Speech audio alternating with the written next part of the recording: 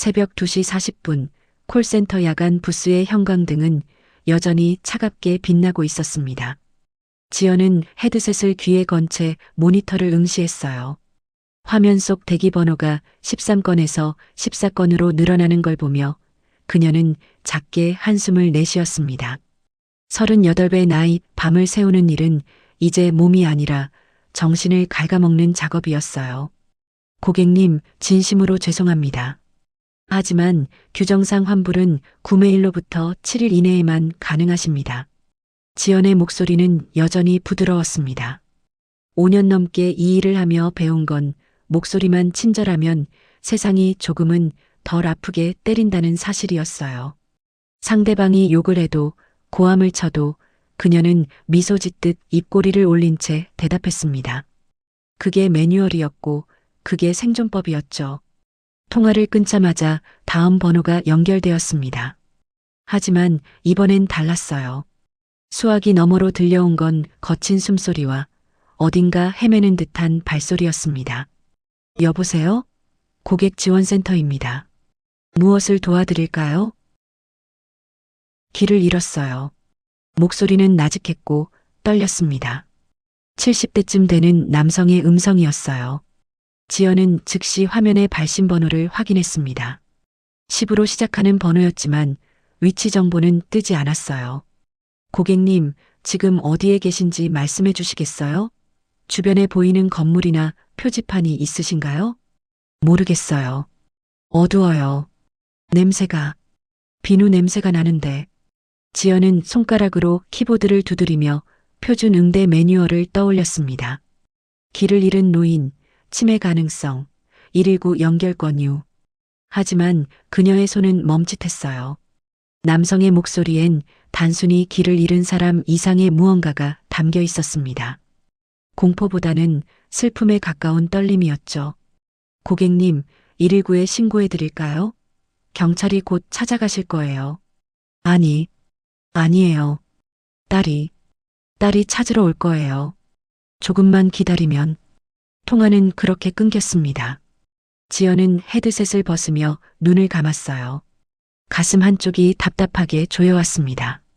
하지만 곧 다음 전화가 울렸고 그녀는 다시 미소를 지으며 수화기를 들었죠.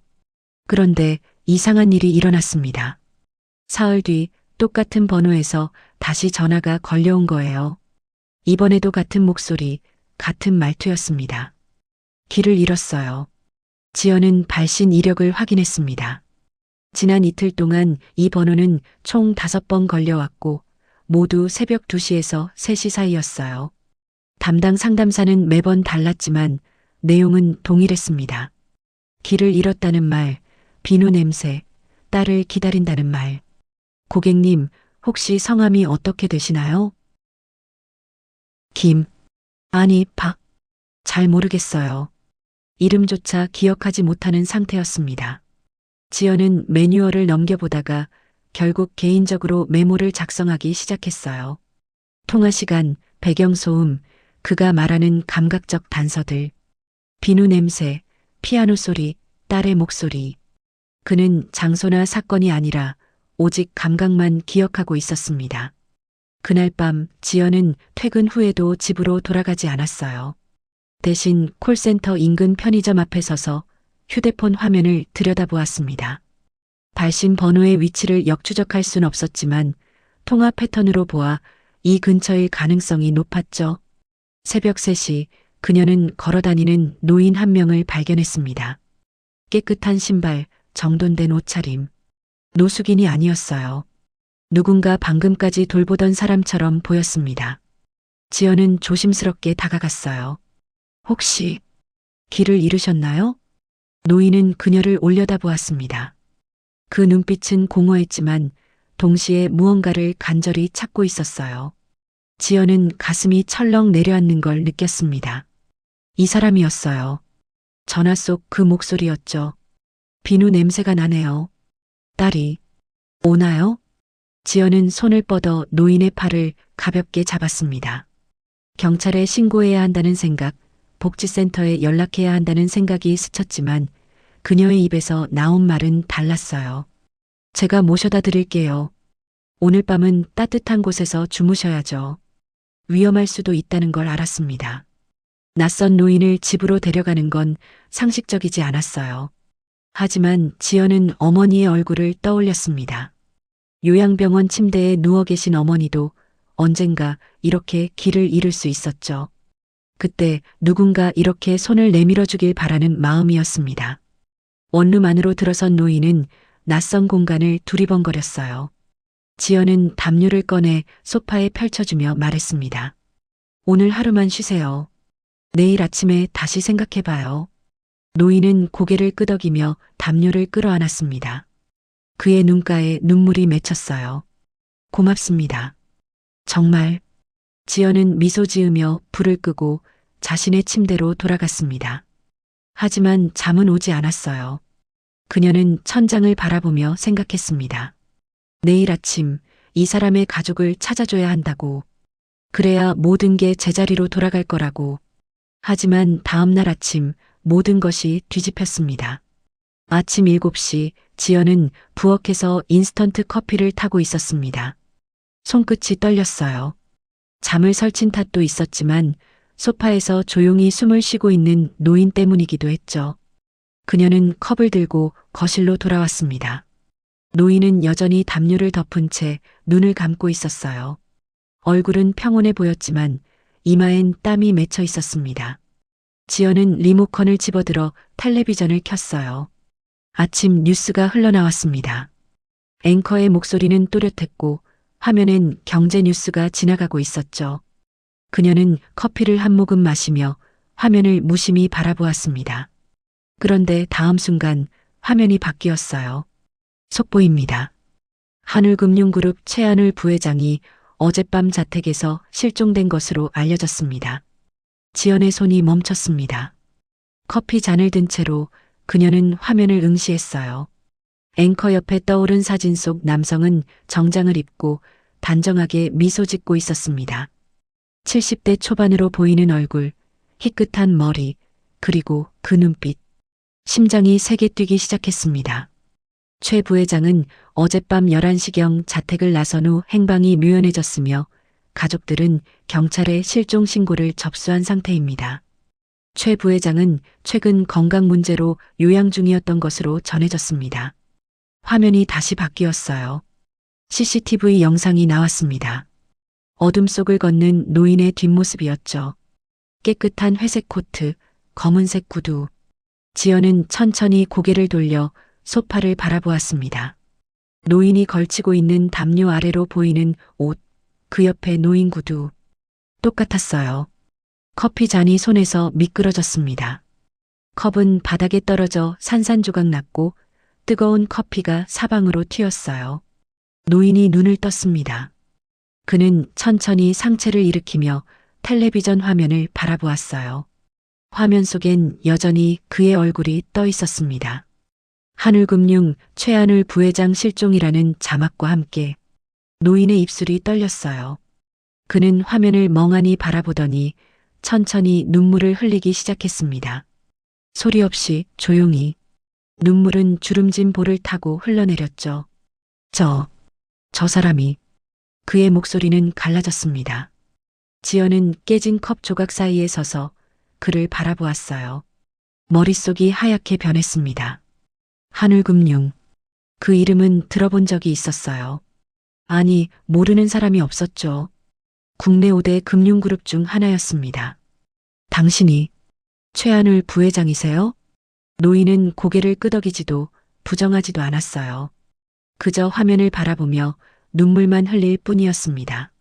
지연은 무릎이 풀리는 걸 느꼈어요.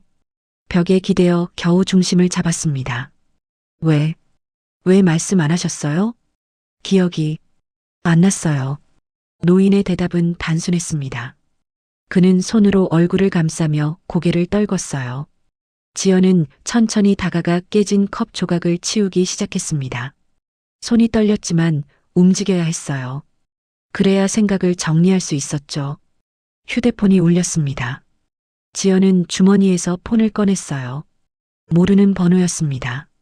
그녀는 잠시 망설이다가 전화를 받았어요. 여보세요? 최하늘 부회장님과 함께 계신 분이 맞으십니까? 목소리는 차갑고 정중했습니다.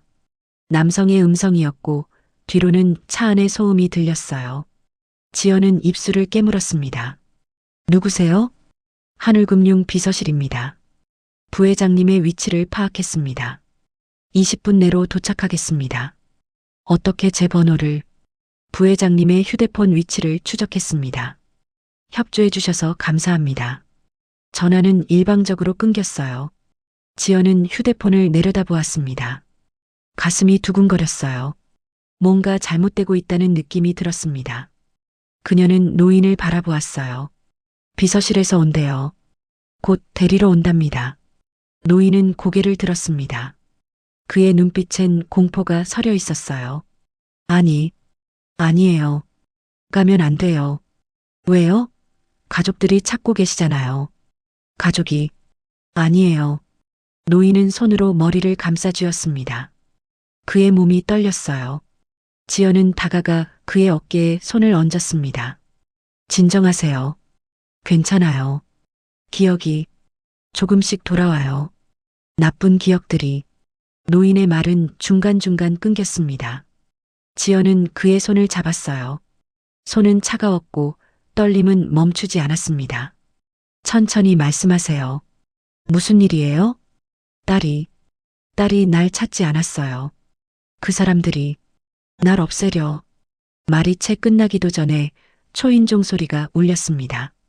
지연은 깜짝 놀라 현관 쪽을 바라보았어요. 20분이 아니었습니다. 5분도 채 지나지 않았죠. 초인종은 다시 울렸고 이번엔 노크 소리도 함께 들렸습니다. 최하늘 부회장님 비서실입니다. 문 열어주시기 바랍니다. 목소리는 공손했지만 강압적이었어요. 지연은 노인을 바라보았습니다. 그는 고개를 저으며 그녀의 손을 꽉 잡았어요. 제발. 지연은 깊게 숨을 들이마셨습니다. 그리고 현관으로 걸어갔어요. 문을 열자 정장을 입은 두 명의 남성이 서 있었습니다. 한 명은 40대 중반, 다른 한 명은 30대 후반으로 보였어요. 둘 다 무표정했고 눈빛은 차가웠습니다. 최하늘 부회장님을 모시러 왔습니다. 신분증 좀 보여주시겠어요? 지연의 질문에 남성은 잠시 멈칫했어요. 하지만 곧 지갑을 꺼내 명함을 내밀었습니다. 하늘금융 비서실 김태준. 지연은 명함을 받아들고 다시 물었습니다. 가족분은 안 오셨나요? 딸분이나. 가족께서 직접 오시기 어려운 상황입니다. 저희가 안전하게 모셔다 드리겠습니다. 남성의 대답은 기계적이었어요. 지연은 뒤를 돌아보았습니다. 노인은 소파에 앉은 채 그녀를 바라보고 있었어요. 그 눈빛은 간절했습니다. 지연은 다시 남성들을 바라보았어요. 그리고 천천히 입을 열었습니다. 부회장님 상태가 좋지 않으세요. 병원부터 가시는 게 좋을 것 같은데요. 저희가 알아서 처리하겠습니다. 협조해 주시기 바랍니다. 남성은 한 발 앞으로 나섰어요. 지연은 문틈을 좁히며 그를 막아섰습니다. 심장이 빠르게 뛰었지만 그녀는 물러서지 않았어요. 가족 확인 없이는 모실 수 없어요. 남성의 눈빛이 차갑게 변했습니다. 그는 휴대폰을 꺼내 누군가에게 전화를 걸었어요. 짧은 통화 후 그는 휴대폰을 지연에게 내밀었습니다. 부회장님 따님이십니다. 지연은 휴대폰을 받아 귀에 댔어요. 여보세요? 아버지를 보호해 주셔서 감사합니다. 목소리는 여성이었고 30대 후반쯤으로 들렸어요. 하지만 감정은 느껴지지 않았습니다. 따님이시라면 직접 오시는 게 지금은 어렵습니다. 비서들이 안전하게 모셔갈 겁니다. 협조 부탁드려요. 전화는 끊겼습니다. 지연은 휴대폰을 돌려주며 노인을 다시 바라보았어요. 그는 고개를 숙인 채 아무 말도 하지 않았습니다. 결국 지연은 문을 열었습니다. 남성들이 안으로 들어왔고 노인에게 다가갔어요. 그들은 노인을 부축해 일으켰습니다. 노인은 지연을 바라보며 작게 속삭였어요. 미안해요. 그리고 고마워요. 지연은 아무 말도 할 수 없었습니다. 그저 그들이 나가는 걸 지켜볼 뿐이었죠. 문이 닫혔고 복도는 다시 조용해졌어요. 지연은 바닥에 주저앉았습니다. 깨진 컵 조각이 여전히 흩어져 있었고 커피 얼룩은 마르지 않았어요. 그녀는 두 손으로 얼굴을 감쌌습니다. 뭔가 잘못됐다는 느낌이 가시지 않았어요. 그리고 그날 오후 지연의 휴대폰에 문자 한 통이 도착했습니다. 감사의 표시로 소정의 사례를 드리고자 합니다. 계좌번호를 보내주시기 바랍니다.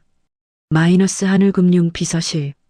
지연은 문자를 읽고 천천히 휴대폰을 내려놓았어요. 가슴 한쪽이 무겁게 가라앉았습니다. 사흘이 지났지만 지연은 그날의 일을 잊을 수 없었습니다. 콜센터에 앉아 있어도 헤드셋 너머로 들리는 목소리들이 제대로 귀에 들어오지 않았어요. 최하늘 부회장의 떨리던 손, 그 간절했던 눈빛, 가면 안 돼요라고 속삭이던 목소리가 자꾸만 떠올랐습니다. 하늘금융 비서실에서 보낸 문자는 여전히 답장하지 않은 채로 남아 있었어요. 지연은 그 문자를 볼 때마다 묘한 기분이 들었습니다. 감사의 표시라는 말이 오히려 입을 막으려는 시도처럼 느껴졌죠. 고객님, 듣고 계십니까? 헤드셋 너머로 날카로운 목소리가 들렸어요. 지연은 화들짝 정신을 차렸습니다. 죄송합니다. 다시 한번 말씀해 주시겠어요?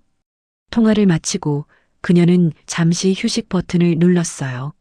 화장실로 향하며 복도를 걷는데 휴대폰이 울렸습니다. 모르는 번호였어요. 지연은 잠시 망설이다가 전화를 받았습니다. 여보세요? 최지연 씨 맞으십니까? 여성의 목소리였어요. 차분했지만 어딘가 날카로운 느낌이 있었습니다. 지연은 걸음을 멈췄어요. 네, 맞는데요. 누구세요? 저는 최서연입니다. 최하늘 부회장의 딸이에요. 심장이 쿵 하고 내려앉았습니다. 지연은 주변을 둘러보며 조용한 구석으로 이동했어요. 아, 네. 무슨 일이시죠? 아버지를 도와주셨다고 들었어요. 직접 인사를 드리고 싶습니다. 내일 점심시간에 시간 되시나요? 목소리는 공손했지만 거절할 수 있는 분위기는 아니었어요. 지연은 잠시 생각하다가 대답했습니다. 네, 괜찮아요. 그럼 내일 낮 12시 시그니처 타워 5층 레스토랑에서 뵙겠습니다. 전화는 그렇게 끊겼습니다. 지연은 휴대폰을 내려다보며 깊게 숨을 내쉬었어요. 시그니처 타워. 강남 한복판에 있는 그 건물은 하늘금융의 본사였습니다.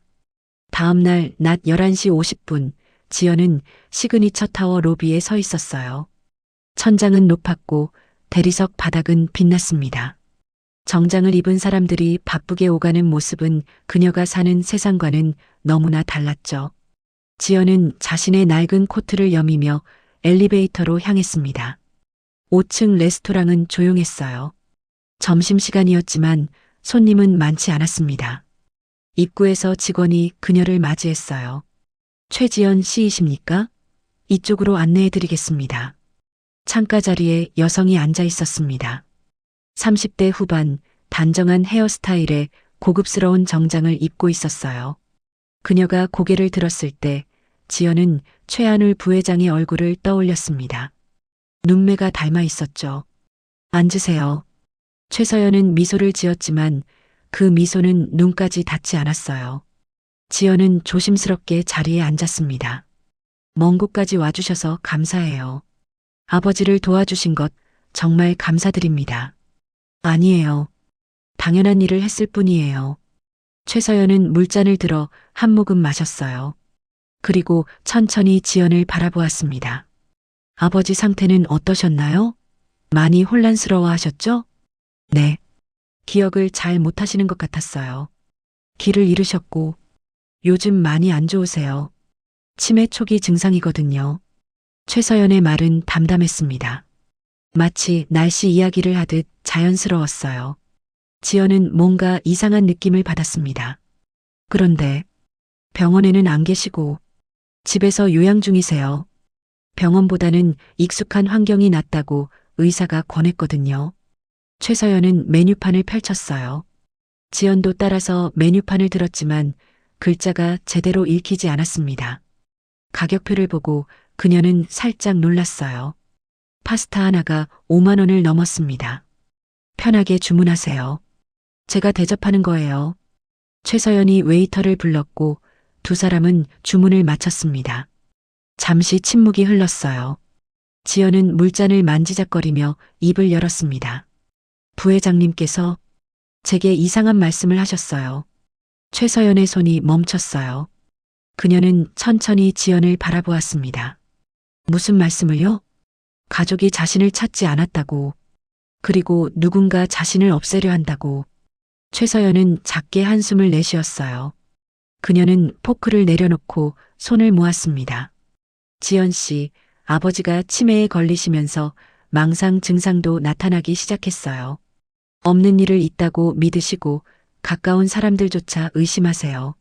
하지만 저도 힘들어요. 아버지를 사랑하지만 때로는 감당하기 어려울 정도로 힘든 말씀들을 하시거든요. 최서연의 목소리는 떨렸어요. 지연은 그녀의 얼굴을 바라보았습니다. 눈가에 피로가 역력했죠. 이해해요. 하지만 왜 직접 찾으러 오시지 않으셨어요? 비서실 사람들만. 그날 저는 해외 출장 중이었어요. 급하게 돌아오려 했지만 비행기 스케줄이 맞지 않았죠. 비서들에게 부탁할 수밖에 없었어요. 말은 논리적이었어요. 하지만 지연의 가슴 한쪽에 자리 잡은 의심은 사라지지 않았습니다. 그녀는 조심스럽게 물었어요. 부회장님은 지금 어디 계세요? 집에 계세요. 간병인과 함께요. 한번 뵐 수 있을까요? 최서연의 표정이 굳어졌습니다. 그녀는 잠시 침묵하다가 고개를 저었어요. 그건 어려울 것 같아요. 아버지가 낯선 사람을 만나면 더 혼란스러워 하시거든요. 의사도 자극을 최소화하라고 했고요. 하지만 저는 낯선 사람이 아니잖아요. 부회장님을 도와드렸던 지연 씨. 최서연의 목소리가 차갑게 변했어요. 그녀는 앞으로 몸을 기울이며 지연을 똑바로 바라보았습니다. 감사해요. 정말로요. 하지만 이제는 저희 가족이 처리할 문제예요. 더 이상 신경 쓰지 않으셔도 돼요. 지연은 입술을 깨물었어요. 최서연은 가방에서 봉투 하나를 꺼내 테이블 위에 올려놓았습니다. 사례금이에요. 받아주세요. 필요 없어요.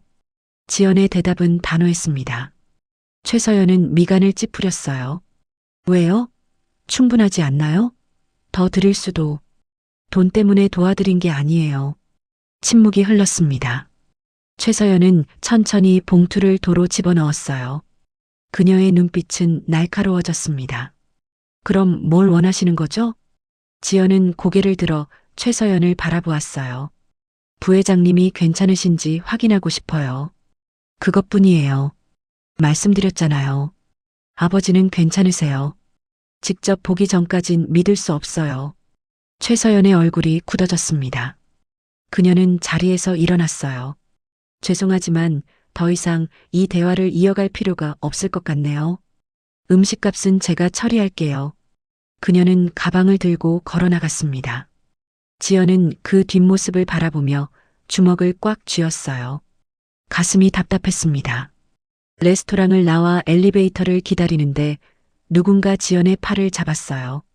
깜짝 놀라 돌아보니 50대 후반쯤 되어 보이는 남성이 서 있었습니다. 정장 차림이었지만 얼굴엔 긴장이 가득했어요. 최지연 씨 맞죠? 누구세요? 남성은 주변을 둘러본 뒤 작게 속삭였습니다. 저는 한울금융 감사팀에서 일했던 사람이에요. 최한울 부회장님에 대해 할 말이 있어요. 지연의 심장이 빠르게 뛰기 시작했어요. 무슨 말씀이세요? 여기선 안 돼요. 따라오세요. 남성은 비상계단 쪽으로 걸어갔습니다. 지연은 잠시 망설였지만 결국 그를 따라갔어요. 비상계단은 조용했고 냉기가 감돌았습니다. 남성은 계단 난간에 기대어 깊게 숨을 내쉬었어요. 부회장님이 실종되셨을 때 회사 내부에서 이상한 움직임이 있었어요. 경찰에 신고하기 전에 먼저 모든 문서를 정리하고 특정 파일들을 삭제했죠. 무슨 파일이요? 부회장님이 준비하던 내부 감사 자료예요. 회사 임원진의 횡령과 비리를 폭로하려던 자료였어요. 지연은 숨을 멈췄습니다. 그런데 왜 제게 이런 얘기를? 당신이 부회장님을 구해줬다는 소문을 들었어요. 그리고 최서연 이사가 당신을 만나려 한다는 것도요. 남성은 주머니에서 USB 하나를 꺼냈어요. 이 안에 제가 복사해둔 자료 일부가 있어요. 부회장님의 기억이 돌아오면 이걸 그분께 전해주세요. 왜 직접 전하지 않으세요? 저는 이미 회사에서 쫓겨났어요. 부회장님께 접근할 방법이 없어요. 당신만이 유일한 희망이에요. 남성은 USB를 지연의 손에 쥐어줬어요. 그리고 다급하게 계단을 내려가기 시작했습니다. 기다려요. 지연이 소리쳤지만 남성은 돌아보지 않았어요. 그의 발소리는 곧 멀어졌고 지연은 손 안에 USB를 내려다보았습니다. 무거웠어요. 손바닥만 한 물건이었지만 그 안에 담긴 진실의 무게가 느껴졌습니다. 지연은 USB를 주머니에 넣고 비상계단을 나왔어요. 로비로 돌아가는 길, 그녀의 머릿속엔 하나의 생각만 맴돌았습니다. 최한울 부회장은 정말로 위험에 처해 있을지도 모른다고. 집으로 돌아온 지연은 USB를 컴퓨터에 꽂았습니다. 손이 떨렸어요. 화면에 폴더 하나가 나타났고 그 안엔 20개가 넘는 파일들이 들어 있었습니다. 엑셀 문서, PDF 파일, 그리고 녹취록들이었어요. 첫 번째 파일을 열자 숫자들이 빼곡하게 나타났습니다. 한울금융 계열사들의 거래 내역이었어요. 지연은 회계를 전공한 적이 없었지만 빨간색으로 표시된 부분들이 눈에 들어왔습니다. 페이퍼 컴퍼니, 의심거래, 횡령 추정건 같은 메모들이 적혀 있었죠. 두 번째 파일은 녹취록이었습니다. 최한울 부회장과 누군가의 대화 내용이었어요. 아버님, 이 거래는 위험합니다. 감사에 걸리면. 그래서 내가 직접 감사를 시작하는 거야. 이 회사를 더럽힌 사람들을 반드시 밝혀낼 거야. 하지만 서연 이사도 연루되어 있습니다. 정말 공개하시겠습니까? 침묵이 흘렀습니다. 그리고 최한울 부회장의 목소리가 다시 들렸어요. 서연이가 내 딸이 알고 있었단 말인가? 목소리는 떨렸습니다. 지연은 화면을 응시했어요. 가슴이 철렁 내려앉았습니다. 최서연도 연루되어 있다는 말이었어요. 세 번째 파일을 열려는 순간 휴대폰이 울렸습니다. 모르는 번호였어요. 지연은 잠시 망설이다가 전화를 받았습니다. 여보세요? 최지연 씨, 저 기억하시죠? 비서실 김태준입니다. 목소리는 냉정했어요. 지연은 등골이 서늘해지는 걸 느꼈습니다. 무슨 일이세요? 오늘 최서연 이사님을 만나셨다고 들었어요. 대화가 좋지 않게 끝났다더군요. 그게 당신이랑 무슨 상관이에요? 관련이 많죠. 최지연 씨, 이제 그만 손 떼시는 게 좋을 겁니다.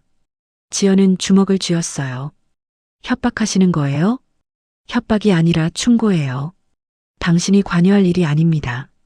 부회장님은 저희가 돌보고 있어요. 돌본다고요? 가두고 있는 거 아니에요? 전화 너머로 한숨 소리가 들렸습니다. 최지연 씨, 당신에겐 요양병원에 계신 어머니가 있죠? 간병비가 만만치 않을 텐데요. 지연의 심장이 멎는 것 같았어요. 그녀는 입술을 깨물었습니다. 어머니를 조사했어요? 우리는 일을 철저히 합니다. 당신이 매달 300만 원 넘는 간병비를 감당하느라 야간 근무까지 하고 있다는 것도 알아요. 힘드시죠? 그만해요. 도와드릴 수 있어요. 간병비 전액, 그리고 어머니께 더 좋은 병실도 제공할 수 있습니다. 대신 입 닥치고 있으라는 거죠? 침묵이 흘렀습니다. 김태준이 다시 입을 열었어요. 현명한 선택을 하시길 바랍니다. 전화는 끊겼습니다. 지연은 휴대폰을 내려놓고 두 손으로 얼굴을 감싸 쥐었어요.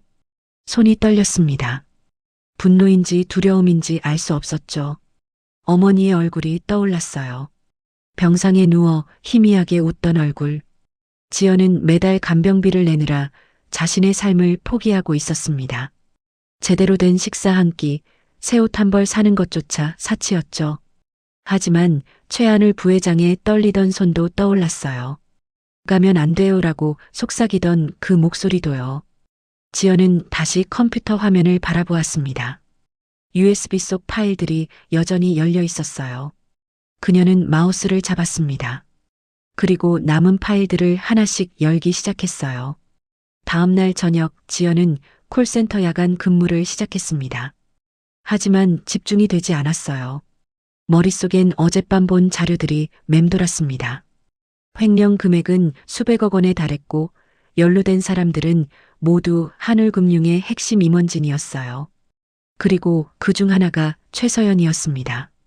최지연 씨, 잠깐 좀 나와 보실래요? 팀장의 목소리에 지연은 고개를 들었어요. 팀장의 표정이 심각했습니다. 지연은 헤드셋을 벗고 팀장을 따라 회의실로 들어갔어요. 무슨 일이세요? 팀장은 의자를 권하며 앉았습니다. 그는 잠시 머뭇거리다가 입을 열었어요. 지연 씨, 오늘 본사에서 연락이 왔어요. 당신에 대한 특별 배려 건으로요. 특별 배려요? 어머니 간병비 지원과 정규직 전환 제안이 들어왔어요. 회사 측에서 당신의 근무 태도를 높이 평가했다고 하더군요. 지연은 숨이 멎는 것 같았어요. 누가 요청했는데요? 한울금융 계열사 쪽에서요. 우리 콜센터가 한울금융 자회사 업무를 맡고 있잖아요. 팀장은 서류 한 장을 건넸습니다. 계약서였어요. 정규직 전환, 연봉 인상, 그리고 어머니 간병비 전액 지원이 명시되어 있었습니다. 좋은 기회예요. 받아들이는 게 어때요? 지연은 서류를 내려다보았어요. 손이 떨렸습니다. 이건 기회가 아니었어요. 올감이었죠. 생각해 볼게요. 너무 오래 생각하지 마요. 이런 기회는 자주 오지 않아요. 팀장은 자리에서 일어났습니다. 지연은 서류를 들고 다시 자리로 돌아왔어요. 다른 상담사들이 부러운 눈빛으로 그녀를 바라보았습니다. 하지만 지연은 웃을 수 없었어요. 새벽 3시 근무가 끝나고 지연은 밖으로 나왔습니다. 차가운 바람이 얼굴을 스쳤어요. 그녀는 휴대폰을 꺼내 인터넷을 검색하기 시작했습니다. 최하늘 부회장 실종 관련 기사들이 여전히 올라와 있었지만 이틀 전부터는 새 기사가 없었어요. 대신 다른 기사가 눈에 들어왔습니다. 한울금융 내부 감사 전면 중단. 부회장 건강 이유로. 기사를 읽으며 지연의 얼굴은 굳어졌어요. 최하늘 부회장이 준비하던 내부 감사가 완전히 중단됐다는 내용이었습니다. 건강상의 이유라는 명목이었지만 실제로는 누군가 의도적으로 막은 것처럼 보였어요. 지연은 택시를 잡아타며 운전기사에게 말했습니다. 한남동 쪽으로 가주세요. 한남동이요? 구체적인 주소는요? 지연은 휴대폰을 꺼내 인터넷 검색을 시작했어요. 최하늘 부회장의 자택 주소는 쉽게 찾을 수 있었습니다. 유명인이었으니까요. 한남동 213번지요. 운전기사는 고개를 끄덕이고 차를 출발시켰습니다. 지연은 창밖을 바라보았어요. 무엇을 하려는 건지 자신도 정확히 알 수 없었습니다. 그저 직접 확인해야 한다는 생각뿐이었어요. 30분 후 택시는 한남동 고급 주택가에 도착했습니다. 높은 담벼락과 철문이 보였어요. 지연은 택시비를 내고 내렸습니다. 철문 앞에는 경비원이 서 있었고 CCTV도 여러 대 설치되어 있었어요. 접근할 방법이 없었습니다. 지연은 담벼락 밖에 서서 집안을 바라보았어요. 2층짜리 저택이었고 2층 창문 하나에만 불이 켜져 있었습니다. 그때였어요. 2층 창문이 열리더니 누군가 밖을 내다보았습니다. 거리가 멀어 얼굴은 잘 보이지 않았지만 지연은 본능적으로 알 수 있었어요. 최하늘 부회장이었습니다. 그는 창문 너머로 밖을 응시하고 있었어요. 마치 누군가를 기다리는 것처럼요. 지연은 손을 들어 흔들었습니다. 하지만 그는 반응하지 않았어요. 아니, 반응할 수 없었을 거예요. 거리가 너무 멀었죠. 잠시 후 누군가 방 안으로 들어왔습니다. 정장을 입은 남성이었어요. 그는 부회장의 팔을 잡아 창문에서 멀어지게 했고 곧 커튼이 쳐졌습니다. 지연은 주먹을 쥐었어요. 가슴이 답답했습니다. 분명히 뭔가 잘못되고 있었어요. 하지만 그녀가 할 수 있는 건 아무것도 없었습니다. 집으로 돌아가는 길, 지연의 휴대폰이 울렸어요. 요양병원에서 걸려온 전화였습니다. 어머니 보호자이신 최지연 씨 맞으십니까? 네, 무슨 일이세요? 어머니께서 오늘 저녁 갑자기 상태가 안 좋아지셔서 응급실로 이송했습니다. 지금 당장 오실 수 있으신가요? 지연의 머릿속이 하얗게 변했습니다. 지금 바로 갈게요. 그녀는 택시를 세우고 요양병원으로 향했어요. 가슴이 미친 듯이 뛰었습니다. 어머니, 유일한 가족, 그녀가 버티는 이유. 병원에 도착했을 때 어머니는 산소호흡기를 끼고 누워 있었어요. 의사가 다가왔습니다. 폐렴이 악화됐어요. 항생제 치료를 시작했지만 상태를 지켜봐야 합니다. 돈은 얼마나 들까요? 당장은 2주일치 입원비와 치료비가 필요합니다. 대략 500만 원 정도요. 지연은 통장 잔고를 떠올렸어요. 100만 원도 채 되지 않았습니다. 카드 한도도 이미 다 찼고요. 일단 할 수 있는 치료 먼저 해주세요. 의사는 고개를 끄덕이고 나갔습니다. 지연은 어머니의 손을 잡았어요. 손은 차가웠고 맥박은 약했습니다. 어머니, 괜찮을 거예요. 제가 뭐든 할게요. 어머니는 눈을 뜨지 못했습니다. 지연은 눈물을 참으며 어머니의 손을 꽉 쥐었어요. 주머니에서 무언가 만져졌습니다. 오늘 팀장에게 받은 계약서였어요. 지연은 천천히 서류를 꺼내 펼쳤습니다. 정규직 전환, 연봉 인상, 간병비 전액 지원. 이 서류에 서명하면 모든 문제가 해결됩니다. 어머니도 살릴 수 있고 자신의 삶도 조금은 나아질 수 있었어요. 하지만 대가는 침묵이었습니다. 최한울 부회장을 포기하는 것이었죠. 지연은 서류를 내려다보며 눈을 감았습니다. 눈물이 볼을 타고 흘러내렸어요. 새벽 5시 지연은 여전히 어머니 곁에 앉아 있었습니다. 산소호흡기의 규칙적인 소리만이 조용한 병실을 채웠어요. 어머니의 얼굴은 창백했고 숨소리는 가늘었습니다. 지연은 계약서를 무릎 위에 올려놓은 채 멍하니 앞을 바라보았어요. 서명하면 끝이었습니다. 펜을 들어 이름 석자만 쓰면 어머니는 살 수 있었어요. 하지만 그 순간 최한울 부회장도 완전히 사라지게 될 거였습니다. 누구의 도움도 받지 못한 채 그는 저 높은 담벼락 안에 갇혀 지내겠죠. 지연아, 희미한 목소리가 들렸어요. 지연은 고개를 들었습니다. 어머니가 눈을 뜨고 있었어요. 초점은 흐릿했지만 딸을 향해 있었습니다. 어머니, 깨셨어요? 지연은 어머니의 손을 잡았어요. 어머니는 힘없이 미소 지었습니다. 내가 또 걱정 끼쳤구나. 아니에요. 괜찮아요. 곧 나아지실 거예요. 어머니는 천천히 고개를 저었어요. 그녀는 딸의 얼굴을 바라보며 입술을 열었습니다. 지연아, 너 힘들지? 아니에요. 전혀요. 거짓말. 엄마가 다 알아. 내가 얼마나 고생하는지. 어머니의 목소리는 떨렸어요. 지연은 고개를 저으며 어머니의 손을 꽉 쥐었습니다. 괜찮아요. 전 괜찮아요. 미안하다. 정말 미안해. 무슨 말씀이세요? 제가 감사하죠. 어머니가 절 키워주셨잖아요. 어머니는 눈물을 흘렸어요. 지연도 참고 있던 눈물이 터져나왔습니다. 두 사람은 한동안 말없이 손을 맞잡고 있었어요. 지연아, 내 어머니, 엄마는 내가 올바르게 사는 게 제일 자랑스러워. 돈이 없어도 힘들어도 남 도와주고 바르게 살려고 하잖니. 지연의 가슴이 먹먹해졌어요. 어머니는 계속 말을 이어갔습니다. 그게 내가 널 키운 보람이야.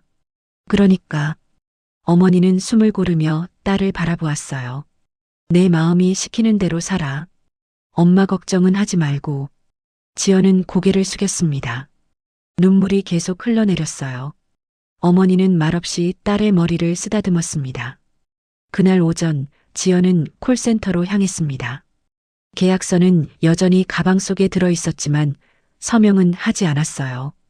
대신 그녀는 다른 결심을 했습니다. 팀장실 문을 두드렸어요. 팀장은 반갑게 웃으며 그녀를 맞이했습니다. 지연 씨, 어서 와요. 계약서 가져왔어요? 네. 지연은 가방에서 서류를 꺼냈어요. 하지만 그녀는 그걸 팀장에게 건네지 않았습니다. 대신 천천히 찍기 시작했어요. 팀장의 얼굴이 굳어졌습니다. 뭐 하는 거예요? 죄송해요. 받을 수 없어요. 최지연 씨, 정신 차려요. 이게 얼마나 좋은 기회인데. 알아요. 하지만 전 제 양심을 팔 순 없어요. 지연은 찢어진 서류를 쓰레기통에 버렸습니다. 팀장은 황당한 표정으로 그녀를 바라보았어요. 후회할 거예요. 후회는 제가 할게요. 지연은 돌아서서 밖으로 나왔습니다. 가슴이 두근거렸어요. 무섭기도 했지만 동시에 후련했습니다. 자리로 돌아와 헤드셋을 쓰려는데 휴대폰이 울렸어요. 낯선 번호였습니다. 지연은 전화를 받았어요. 여보세요? 최지연 씨, 저 어제 만났던 사람이에요. 하늘금융 전직 직원이요. USB를 건넸던 그 남성이었습니다. 지연은 주변을 살피며 조용히 말했어요. 무슨 일이세요? 부회장님께 USB 전달하셨나요? 아직이요. 접근할 방법이 없어요. 그럼 다른 방법이 있어요. 오늘 저녁 7시 서초동 변호사 사무실로 와주세요. 주소 문자로 보낼게요. 변호사요? 네. 부회장님이 신뢰하던 분이에요. 그분께 자료를 전달하면 법적으로 대응할 수 있어요. 지연은 잠시 망설였습니다. 제가 가면 위험하진 않을까요? 위험하죠. 하지만 이대로 있으면 부회장님은 영영 사라지게 될 거예요. 전화는 끊겼어요. 잠시 후 문자가 도착했습니다. 주소와 함께 법무법인 정도라는 이름이 적혀 있었어요. 저녁 6시 50분, 지연은 서초동 한 빌딩 앞에 서 있었습니다. 15층짜리 건물이었고 7층에 법무법인 정도가 있었어요. 그녀는 엘리베이터를 타고 올라갔습니다. 사무실 문을 열자 조용한 로비가 나타났어요. 직원이 다가왔습니다. 예약하셨나요? 최지연이라고. 누군가 저를 기다리고 계실 거예요. 직원은 고개를 끄덕이고 안쪽으로 안내했습니다. 복도를 지나 회의실 문이 열렸어요. 안에는 50대 후반의 남성이 앉아 있었습니다. 단정한 정장에 안경을 쓴 모습이었죠. 최지연 씨 맞으시죠? 앉으세요. 남성은 명함을 건넸어요. 법무법인 정도 대표 변호사 박정민이라고 적혀 있었습니다. 저를 왜 부르신 거죠? 박정민 변호사는 손을 모으고 앞으로 몸을 기울였어요. 최한울 부회장님과 20년 넘게 일해온 사람이에요. 그분이 내부 감사를 준비할 때 법률 자문을 맡았었죠. 그런데 왜 지금까지 아무것도 안 하신 거예요? 박 변호사의 얼굴이 어두워졌습니다. 증거가 없었어요. 부회장님이 실종되면서 모든 자료가 사라졌거든요. 그런데 당신이 일부를 가지고 있다고 들었어요. 지연은 가방에서 USB를 꺼냈어요. 박 변호사는 그걸 받아들고 컴퓨터에 꽂았습니다. 화면에 파일들이 나타나자 그의 눈빛이 반짝였어요. 이거예요. 바로 이거였어요. 이걸로 뭘 할 수 있나요? 검찰에 고발할 수 있어요. 횡령과 배임, 그리고 박 변호사는 한 파일을 열었습니다. 그리고 화면을 지연에게 돌렸어요. 부회장님 감금에 대해서도 조치를 취할 수 있습니다. 화면에는 한 통의 이메일이 떠 있었어요. 최서연이 비서실에 보낸 내용이었습니다. 아버지의 외부 접촉을 완전히 차단할 것. 특히 기억 회복에 도움될 만한 사람들은 절대 접근시키지 말 것. 지연은 숨을 멈췄어요. 이건 불법 감금 아닌가요? 그렇죠. 하지만 증명하기가 쉽지 않아요. 가족이 환자를 보호한다는 명목이 있으니까요. 박 변호사는 USB를 빼서 지연에게 돌려줬어요. 이 자료를 경찰과 검찰에 제출하겠습니다. 그리고 부회장님을 보호할 수 있는 법적 조치도 취하고요. 하지만요? 당신이 증인으로 나서야 해요. 부회장님을 직접 만났고 그분이 도움을 요청했다는 걸 증언해야 합니다. 지연은 입술을 깨물었어요. 제가 증인으로 나서면 보복이 있을 거예요. 그럴 겁니다. 하늘금융은 엄청난 권력을 가진 조직이에요. 당신의 삶이 무너질 수도 있어요. 그럼, 하지만 당신이 나서지 않으면 부회장님은 구할 수 없어요. 선택은 당신의 몫입니다. 침묵이 흘렀어요. 지연은 창밖을 바라보았습니다. 서울의 야경이 펼쳐져 있었어요. 수많은 불빛들이 반짝였죠. 그 불빛들 어딘가에 최한울 부회장도 있을 거였습니다. 창문 너머로 밖을 바라보며 누군가 자신을 기억해 주길 기다리고 있을 거예요. 지연은 천천히 고개를 돌려 박 변호사를 바라보았습니다. 하겠어요. 증인으로 나서겠어요. 박 변호사는 처음으로 미소 지었어요. 용기 있는 결정이에요. 용기가 아니에요. 그냥 해야 할 일을 하는 거죠. 박 변호사는 서류를 꺼내 지연 앞에 놓았습니다. 진술서예요. 부회장님과의 만남, 그분이 한 말들, 그리고 비서실의 행동들을 상세히 적어주세요. 지연은 펜을 들었어요. 손이 떨렸지만 그녀는 첫 문장을 써내려가기 시작했습니다. 저는 2025년 12월 14일 새벽 3시경 편의점 앞에서 최한울 부회장님을 처음 만났습니다. 진술서를 다 쓰는데 1시간이 걸렸어요. 지연은 기억나는 모든 것을 적었습니다. 부회장의 떨리는 목소리, 그가 말했던 냄새와 소리들, 비서들의 차가운 태도, 최서영과의 만남, 그리고 김태준의 협박까지요. 잘 썼어요. 이 진술서와 USB 자료로 내일 아침 바로 고발장을 제출하겠습니다. 부회장님은 곧 구출될 수 있을까요? 법원에 보호조치 신청을 할 겁니다. 빠르면 이틀 안에 부회장님을 만날 수 있을 거예요. 지연은 고개를 끄덕였어요. 박 변호사는 그녀의 어깨를 가볍게 두드렸습니다. 조심해서 들어가세요. 그리고 혹시 누가 접근하거든 바로 저한테 연락하세요. 사무실을 나와 엘리베이터를 기다리는데 휴대폰이 울렸어요. 요양병원에서 걸려온 전화였습니다. 지연은 급하게 전화를 받았어요. 여보세요? 최지연 씨, 어머니께서 깨어나셨어요. 상태가 많이 좋아지셨습니다. 지연의 눈에서 눈물이 쏟아졌어요. 안도의 눈물이었습니다. 정말요? 지금 바로 갈게요. 전화를 끊고 지연은 엘리베이터에 올라탔습니다. 문이 닫히는 순간 그녀는 거울에 비친 자신의 얼굴을 보았어요. 피곤했지만 처음으로 떳떳한 표정이었습니다. 그녀는 작게 중얼거렸어요. 이제 시작이야. 다음 날 아침 10시 뉴스 속보가 터졌습니다. 지연은 요양병원 로비 텔레비전을 통해 그 소식을 접했어요. 한울금융 내부 비리 의혹 검찰 고발. 최한울 부회장 불법 감금 의혹도 제기돼 앵커의 목소리는 긴장되어 있었어요. 화면에는 박정민 변호사가 검찰청 앞에서 기자회견을 하는 모습이 나왔습니다. 최한울 부회장은 회사 내부 비리를 밝히려다 가족과 측근들에 의해 부당하게 감금당하고 있습니다. 우리는 오늘 검찰의 횡령, 배임, 그리고 불법 감금 혐의로 고발장을 제출했습니다. 기자들의 플래시가 터졌어요. 질문이 쏟아졌습니다. 증거가 있습니까? 최서연 이사도 연루되었다는 게 사실입니까? 부회장은 지금 어디 계십니까? 박 변호사는 침착하게 대답했어요. 증거는 충분히 확보했습니다.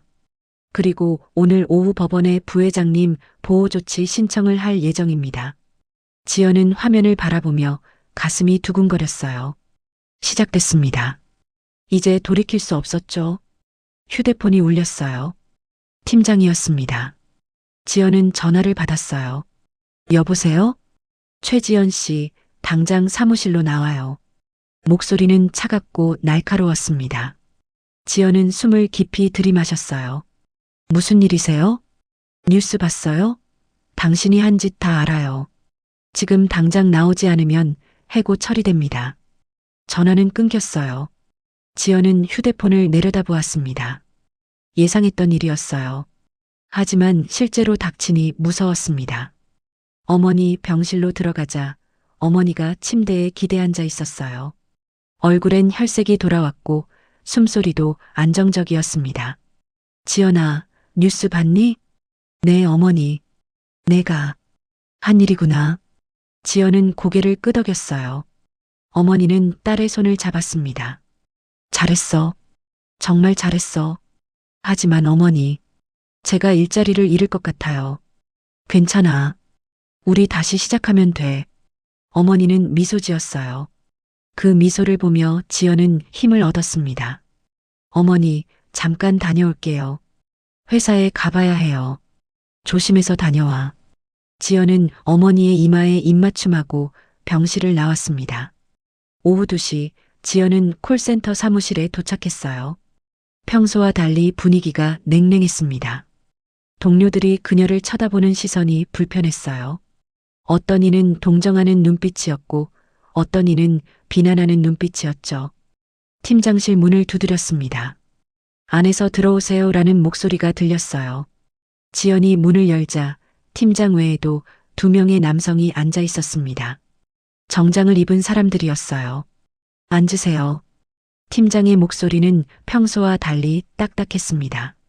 지연은 의자에 앉았어요. 최지연 씨, 이분들은 본사 인사팀에서 오신 분들이에요. 한 남성이 서류를 꺼내 테이블 위에 놓았습니다. 최지연 씨, 회사 기밀 유출 및 명예훼손 혐의로 징계위원회가 열렸습니다. 결과는 즉시 해고입니다. 기밀 유출이요? 저는 회사 기밀을 유출한 적 없어요. 한울금융은 우리 콜센터의 주요 고객사입니다. 당신이 한 행동은 고객사에 대한 명백한 배신 행위예요. 다른 남성이 끼어들었어요. 그리고 당신이 고발 과정에서 사용한 정보 중 일부는 회사 시스템을 통해 얻은 개인정보입니다. 이는 정보보호법 위반이에요. 지연은 주먹을 쥐었어요. 그들은 억지를 부리고 있었습니다. 하지만 막강한 권력 앞에서 그녀가 할 수 있는 건 많지 않았어요. 해고에 동의하시나요? 동의하지 않으면요? 법적 소송으로 이어집니다. 그럼 당신만 힘들어져요. 지연은 깊게 숨을 내쉬었어요. 싸워봤자 이길 수 없다는 걸 알았습니다. 알겠어요. 해고받겠어요. 현명한 판단이에요. 서류에 서명해 주세요. 지연은 펜을 들어 서명했습니다. 그 순간 5년 넘게 다녔던 회사와의 인연이 끝났어요. 그녀는 서류를 밀어주고 자리에서 일어났습니다. 개인 물품 챙기고 오늘 안으로 나가주세요. 지연은 고개를 끄덕이고 밖으로 나왔어요. 자리로 돌아가 서랍을 열었습니다. 5년 동안 모아둔 물건들이 있었어요. 작은 화분, 머그컵, 포스트잇들. 지연은 그것들을 상자에 담기 시작했습니다. 지연 씨, 뒤에서 목소리가 들렸어요. 같은 팀 선배인 미영이었습니다. 지연은 돌아보며 미소 지었어요. 언니, 미안해. 내가 아무것도 해줄 수 없어서. 괜찮아요. 언니 잘못 없어요. 미영은 지연을 껴안았어요.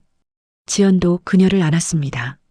잠시 후 미영이 작게 속삭였어요. 잘한 일이야. 넌 옳은 일을 했어. 고마워요, 언니. 미영은 눈물을 닦으며 물러났어요. 지연은 상자를 들고 사무실을 나왔습니다. 엘리베이터를 기다리는데 휴대폰이 울렸어요. 박정민 변호사였습니다. 최지연 씨, 법원에서 보호 조치가 승인됐어요. 지금 당장 부회장님 댁으로 가는 중입니다. 정말요? 네. 경찰도 동행하고 있어요. 2시간 후에 부회장님을 만날 수 있을 겁니다. 당신도 오시겠어요? 네, 꼭 가고 싶어요. 그럼 한남동 주소로 오세요. 문자 보낼게요. 전화를 끊고 지연은 택시를 잡아탔습니다. 상자를 조수석에 내려놓으며 운전기사에게 말했어요. 한남동으로 가주세요. 1시간 후 지연은 최한울 부회장의 저택 앞에 도착했습니다. 경찰차 세대와 법원 관계자들이 이미 도착해 있었어요.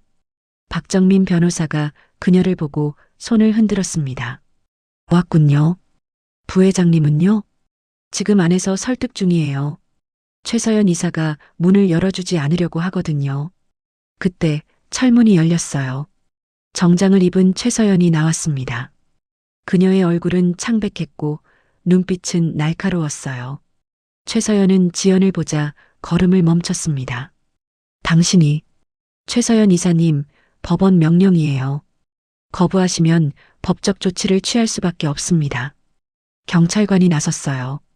최서연은 입술을 깨물며 옆으로 비켰습니다. 경찰과 법원 관계자들이 저택 안으로 들어갔고 박 변호사와 지연도 따라갔어요. 저택 내부는 넓고 고급스러웠습니다. 하지만 어딘가 음산한 느낌이 들었어요. 2층으로 올라가자 복도 끝에 방 하나가 보였습니다. 문 앞에 간병인으로 보이는 여성이 서 있었어요. 최한울 부회장님 계신 곳이 맞습니까? 경찰관의 질문에 간병인이 고개를 끄덕였어요. 경찰관이 문을 열었습니다. 방 안은 조용했어요. 커튼이 쳐져 있어 어두웠습니다. 침대에 누군가 누워 있었어요. 경찰관이 커튼을 걷자 햇빛이 쏟아져 들어왔습니다. 침대에서 최한울 부회장이 천천히 몸을 일으켰어요. 그는 멍한 표정으로 사람들을 바라보았습니다. 수염이 자라 있었고 얼굴은 수척했어요. 부회장님, 박정민 변호사입니다. 기억하십니까? 박 변호사가 다가갔어요. 최한울 부회장은 그를 바라보다가 천천히 고개를 끄덕였습니다. 박 변호사님, 네, 맞습니다. 이제 안전합니다. 저희가 모시고 나가겠습니다. 최한울 부회장의 시선이 방 안을 훑다가 문 앞에 선 지연을 발견했어요. 그의 눈빛이 흔들렸습니다. 당신은 저예요. 저번에 도와드렸던 사람이요. 지연이 앞으로 나섰어요. 최한울 부회장은 그녀를 빤히 바라보더니 갑자기 눈물을 흘리기 시작했습니다. 고마워요. 정말 고마워요. 그는 침대에서 내려와 지연에게 다가왔어요. 비틀거리는 걸음이었습니다. 지연은 그를 부축했어요. 괜찮으세요? 당신 덕분에 살았어요. 천만에요. 제가 해야 할 일을 했을 뿐이에요. 밖에서 최서연의 목소리가 들렸어요. 아버지는 아프세요. 병원에 계셔야 해요. 최서연이 방 안으로 들어오려 했지만 경찰이 막아섰습니다. 최서연 이사님, 부회장님, 의사를 존중해 주시기 바랍니다. 최한울 부회장은 딸을 바라보았어요. 그의 눈빛엔 실망과 슬픔이 가득했습니다. 서연아, 아버지, 제 말 좀 들어보세요. 전 아버지를 위해서 내가 날 가뒀어. 내 기억이 돌아올까봐 두려웠던 거지. 최서연의 얼굴이 굳어졌어요. 아버지, 그건 이제 다 기억났어. 내가 한 일들, 회사에서 저지른 일들. 최한울 부회장의 목소리는 떨렸지만 단호했습니다. 최서연은 고개를 떨구며 뒤로 물러섰어요. 경찰과 법원 관계자들이 최한울 부회장을 부축해 밖으로 나갔습니다. 지연도 따라 나가려는데 최서연이 그녀의 팔을 잡았어요. 당신 후회하게 될 거예요. 지연은 최서연을 똑바로 바라보았어요. 후회는 제가 할게요. 하지만 지금까지는 후회하지 않아요. 지연은 팔을 빼고 밖으로 나갔습니다. 햇빛이 눈부셨어요. 최한울 부회장이 차에 타는 모습이 보였습니다. 그는 차창 너머로 지연을 바라보며 고개를 숙여 인사했어요. 지연도 고개를 숙였습니다. 가슴이 뿌듯했어요. 일주일이 지났습니다. 한울금융 비리 사건은 연일 뉴스톱으로 다뤄졌어요. 검찰은 최서연을 포함한 임원진 5명을 소환했고 회사 계좌에 대한 압수수색도 진행됐습니다. 지연은 그 모든 과정을 증인으로 지켜봐야 했어요. 검찰청 조사실은 차갑고 딱딱했습니다. 지연은 긴 책상 너머에 앉은 검사를 마주했어요. 30대 후반으로 보이는 여성 검사였습니다. 최지연 씨, 최한울 부회장을 처음 만난 날부터 차근차근 진술해 주세요. 지연은 깊게 숨을 들이마셨어요. 그리고 그날 밤 편의점 앞에서 노인을 만났던 순간부터 이야기하기 시작했습니다. 검사는 중간중간 질문을 던졌고 지연은 최대한 정확하게 대답했어요. 부회장님이 가면 안 돼요라고 말씀하셨다고 했죠? 그때 표정은 어땠나요? 공포에 질려 있었어요. 단순히 혼란스러워하는 게 아니라 진짜로 두려워하고 계셨어요. 비서실 사람들이 왔을 때는요? 강압적이었어요. 가족 확인도 제대로 안 하고 그냥 데려가려고 했어요. 마치 물건을 회수하듯이요. 검사는 고개를 끄덕이며 메모했습니다. 최서연 이사와의 만남에서는 어떤 인상을 받으셨나요? 아버지를 걱정하는 딸이라기보다는 뭔가를 숨기려는 사람 같았어요. 부회장님을 만나게 해달라고 했을 때 굉장히 경계하는 태도였죠. 조사는 3시간 넘게 이어졌어요. 지연이 조사실을 나왔을 때 복도에서 최한울 부회장을 마주쳤습니다. 그는 정장을 단정하게 차려입고 있었어요. 일주일 전과는 완전히 다른 모습이었죠. 최지연 씨, 부회장이 먼저 인사했어요. 지연은 고개를 숙였습니다. 부회장님, 괜찮으세요? 덕분에 많이 좋아졌어요. 기억도 거의 다 돌아왔고요. 다행이에요. 부회장은 잠시 망설이다가 입을 열었어요. 제가 오늘 검찰에서 모든 걸 밝히기로 했어요. 회사 비리뿐만 아니라 제 딸이 한 일까지도요. 그의 목소리는 떨렸습니다. 지연은 그의 표정을 보았어요. 슬픔이 가득했습니다. 힘드시겠어요. 친딸이에요. 제가 키운 아이고요. 하지만 부회장은 눈을 감았어요. 제대로 가르치지 못한 건 제 잘못이에요. 이제라도 바로 잡아야죠. 부회장님은 훌륭한 분이세요. 아니에요. 저는 회사에만 집중하느라 가족을 제대로 돌보지 못했어요. 서연이가 언제부터 길을 잘못 들었는지도 몰랐죠. 부회장은 주머니에서 봉투 하나를 꺼냈어요. 이건 받아주세요. 당신이 받아야 할 돈이에요. 지연은 고개를 저었어요. 아니에요. 저는 돈 때문에 도와드린 게 아니에요. 알아요. 하지만 당신은 일자리를 잃었고 어머니 병원비도 필요하잖아요. 제발 받아주세요. 부회장의 눈빛은 간절했어요. 지연은 망설이다가 봉투를 받았습니다. 고맙습니다. 제가 더 감사하죠. 당신이 아니었으면 저는 영영 그 방에 갇혀 있었을 거예요. 부회장은 지연의 손을 잡았어요. 그의 손은 따뜻했습니다. 최지연 씨, 당신은 제게 사람으로서의 이름을 되찾아준 분이에요. 평생 잊지 않겠습니다. 지연의 눈시울이 붉어졌어요. 부회장도 눈물을 글썽이며 그녀의 손을 놓았습니다. 조사 잘 마치시고 건강 챙기세요. 부회장님도요. 두 사람은 인사를 나누고 각자의 길을 갔습니다. 그날 저녁 지연은 요양병원에서 어머니와 저녁을 먹고 있었어요. 텔레비전에서 뉴스가 흘러나왔습니다. 한울금융 비리 사건, 핵심 인물 최서연 이사 구속, 횡령액 300억 원 규모. 화면에는 최서연이 검찰청을 나서는 모습이 나왔어요. 수갑을 찬 채였습니다. 기자들의 질문이 쏟아졌지만 그녀는 고개를 숙인 채 아무 말도 하지 않았어요. 저 사람이 부회장님 딸이구나. 어머니가 말했어요. 지연은 고개를 끄덕였습니다. 안타까워. 아버지가 얼마나 가슴 아프실까. 네. 지연아, 너는 정말 옳은 일을 했어. 하지만 마음이 편하진 않겠지? 어머니는 딸의 마음을 읽고 있었어요. 지연은 수저를 내려놓았습니다.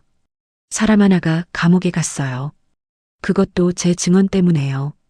그 사람은 스스로 잘못을 저질렀어. 내 잘못이 아니야. 알아요. 하지만 지연은 말을 잇지 못했어요. 어머니는 딸의 손을 잡았습니다. 지연아, 옳은 일을 하면 때로는 무거운 짐을 지게 돼. 하지만 그게 올바른 길이야. 넌 잘하고 있어. 지연은 어머니의 손을 꽉 쥐었어요. 이틀 후 박정민 변호사에게서 연락이 왔습니다. 사무실로 와달라는 내용이었어요. 지연은 서초동 법무법인으로 향했습니다. 회의실에 들어서자 박 변호사와 함께 낯선 여성 한 명이 앉아 있었어요. 50대 중반쯤 되어 보이는 단정한 인상의 여성이었습니다. 최지연 씨, 이분은 희망재단 이사장님이세요. 여성이 일어나 악수를 청했어요. 만나서 반갑습니다. 저는 강미숙이라고 해요. 안녕하세요. 세 사람이 앉자 강미숙 이사장이 입을 열었어요. 최지연 씨의 이야기를 듣고 깊은 감명을 받았어요. 용기 있는 행동이었습니다. 감사합니다. 희망재단은 사회 약자를 돕는 비영리 단체예요. 그런데 최근 케어 코디네이터 직책을 신설하려고 하거든요. 지연은 고개를 갸우뚱했어요. 케어 코디네이터요? 네. 도움이 필요한 사람들을 찾아내고 적절한 지원을 연결하는 역할이에요. 상담 경험과 현장 감각이 필요한 자리죠. 박 변호사가 끼어들었어요. 최한울 부회장님이 추천하셨어요. 당신이 적임자라고요. 저를요? 네. 당신은 5년 넘게 콜센터에서 사람들의 목소리를 들어왔고 실제로 부회장님을 구해냈잖아요. 그게 바로 케어 코디네이터가 해야 할 일이에요. 강미숙 이사장이 서류를 건넸어요. 조건은 여기 적혀 있어요. 천천히 보고 결정하세요. 지연은 서류를 펼쳤습니다. 정규직 채용, 적정한 급여, 그리고 교육 지원까지 포함되어 있었어요. 이건 기회예요. 당신의 경험을 더 많은 사람들을 돕는데 쓸 수 있는 기회요. 지연은 서류를 내려다보았어요. 가슴이 두근거렸습니다. 새로운 시작이었어요. 생각해 볼게요. 물론이에요. 일주일 안에 답을 주시면 돼요. 사무실을 나와 거리를 걷는데 휴대폰이 울렸어요. 콜센터 시절 선배 미영이었습니다. 지연아, 뉴스 봤어. 정말 대단해. 언니, 힘들지? 많이 힘들었을 거야. 괜찮아요. 이제는요. 밥 먹자. 오늘 저녁 시간 돼? 네, 좋아요. 저녁에 만난 미영은 지연을 꼭 껴안았어요. 수고했어. 정말 수고 많았어. 언니 덕분에 버텼어요. 두 사람은 조용한 식당에서 식사를 했어요. 미영이 조심스럽게 물었습니다. 앞으로 뭐 할 거야? 제의를 하나 받았어요. 케어 코디네이터래요. 어울려. 너한테 딱이야. 그렇게 생각해요? 응. 넌 사람을 잘 챙겨. 그리고 포기하지 않잖아. 그게 제일 중요한 거야. 미영의 말에 지연은 미소 지었어요. 그날 밤 집으로 돌아온 지연은 희망재단에서 받은 서류를 다시 펼쳤습니다. 그리고 천천히 읽기 시작했어요. 케어 코디네이터의 역할 도움이 필요한 사람을 찾아내고 적절한 자원과 연결하며 그들의 목소리를 대변한다. 지연은 펜을 들었어요. 그리고 서류 맨 아래 서명란에 이름을 썼습니다. 최지연. 주저하지 않았어요. 다음 날 아침 지연은 희망재단에 전화를 걸었습니다. 강미숙 이사장님, 저 최지연이에요. 네, 말씀하세요. 제 받아드리겠습니다. 케어 코디네이터 하겠어요.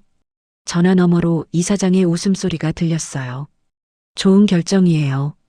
환영합니다. 전화를 끊고 지연은 창밖을 바라보았어요. 겨울 햇살이 따뜻하게 내려앉고 있었습니다. 새로운 시작이었어요. 두렵기도 했지만 설레기도 했습니다. 지연은 작게 중얼거렸어요. 이제 시작이야. 진짜 시작?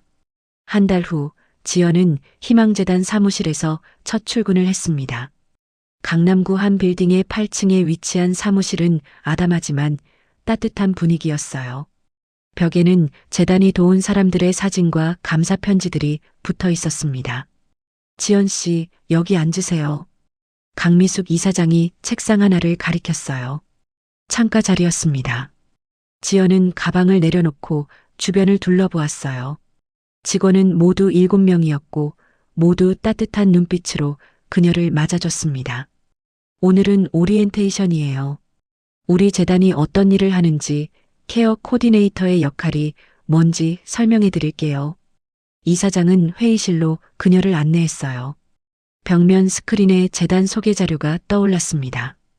희망재단은 10년 전에 설립됐어요. 주로 경제적으로 어려운 노인과 아동을 돕는 일을 하죠. 의료비 지원, 생활비 지원, 심리 상담 연결 등이 주요 업무예요. 화면이 바뀌었어요. 여러 사람들의 사례가 나왔습니다.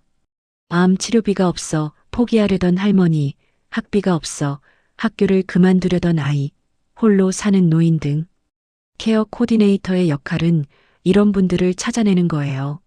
직접 현장에 나가기도 하고 전화 상담을 받기도 하고 때로는 병원이나 복지관과 협력하기도 해요. 지연은 고개를 끄덕이며 집중했어요. 가장 중요한 건 사람을 보는 눈이에요. 누가 정말 도움이 필요한지, 어떤 지원이 필요한지 파악하는 거죠. 지연 씨는 그 능력이 있다고 최 부회장님이 추천하셨어요. 최선을 다하겠습니다. 기대할게요. 오리엔테이션이 끝나고 지연은 자신의 책상으로 돌아왔어요. 컴퓨터를 켜자 이메일 하나가 도착해 있었습니다. 발신자는 최한울 부회장이었어요. 최지연 코디네이터님께 새로운 시작을 축하합니다. 당신이라면 많은 사람들에게 희망이 될 거라 믿습니다. 건강하시고 언제든 필요한 게 있으면 연락 주세요. 마이너스 최한울. 지연은 미소 지으며 답장을 썼습니다. 짧지만 진심을 담아서요. 감사합니다. 부회장님도 건강하세요. 그날 오후 지연은 첫 업무를 배정받았어요. 종로구에 사는 75세 할아버지였습니다. 이름은 김철수. 독거노인이었고 최근 넘어져서 다쳤는데 병원비가 없어 치료를 못 받고 있다는 내용이었어요. 직접 가서 상황을 파악하고 필요한 지원이 뭔지 확인해 주세요. 그리고 보고서를 작성하면 돼요. 선배 코디네이터가 설명해 줬어요. 지연은 주소를 메모하고 외출 준비를 했습니다. 종로구 낡은 다세대 주택 2층에 김철수 할아버지는 살고 있었어요. 계단을 올라가는데 페인트가 벗겨진 벽과 삐걱거리는 계단이 보였습니다. 지연은 초인종을 눌렀어요. 누구세요? 안에서 힘없는 목소리가 들렸습니다. 희망재단에서 나왔어요. 할아버지 도와드리러 왔어요. 문이 열렸어요. 마른 체구에 창백한 얼굴의 할아버지가 지팡이를 짚고 서 있었습니다. 오른쪽 다리에 붕대가 감겨 있었어요. 들어오세요. 좁은 방 안은 깨끗했지만 쌀쌀했어요. 난방이 제대로 되지 않는 것 같았습니다. 지연은 할아버지를 부축해 자리에 앉게 했어요.